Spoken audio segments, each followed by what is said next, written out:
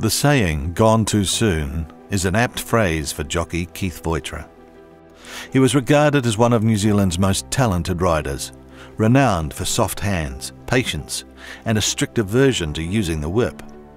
His premature loss at 25 was mourned deeply on both sides of the Tasman.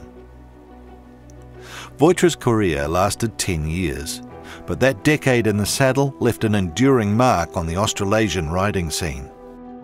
Keith Voitre was born in Palmerston North on July 14, 1913.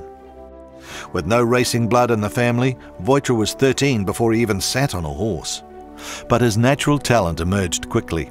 Hall of Fame legend Hector Gray was the first to notice the little Polish kid, named Keith Wojciechowski, riding track work at Otaki. Gray told the youngster off for riding in gumboots. The lad kicked him off and rode barefoot. Gray saw his ability and arranged a place in Rolly Hatch's stable. Voitre flourished under the highly respected trainer. He won the jockey premiership with 86 wins in just the third year of his apprenticeship, aged 18.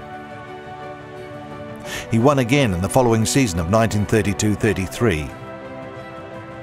His record of 123 winners from 541 rides stood for 35 years.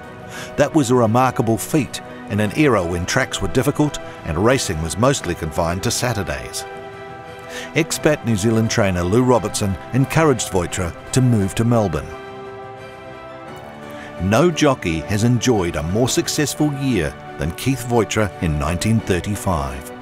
He captured the Newmarket, the Cox Plate, the Victoria Derby, the VRC Oaks and the Melbourne Cup. The 22-year-old won 16 feature races in barely 8 months. Many were on Lou Robertson's horses, including Marabou in the biggest race of all. Marabou wins easily from Sarcery with Silverdale third. Marabou's victory is popular for more than one reason. He was favourite, and his jockey Keith Voitre is the idol of Victorian racegoers.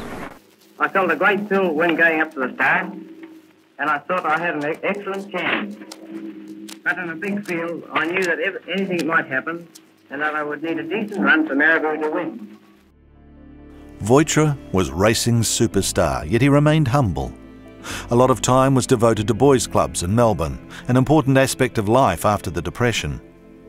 Voitre changed the pattern of race riding. He introduced the whoosh out of the barrier and was essentially a hands and heels rider, barely using the whip. A year of that short career was lost because of a broken leg. Voitre returned in 1937.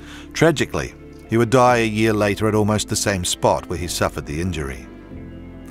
Voitre almost didn't ride at Moonee Valley on that fatal day in September of 1938 because of the flu.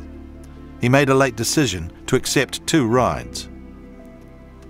Voitre was riding Frill Prince in the Budgeree Handicap when it was one of several horses to fall.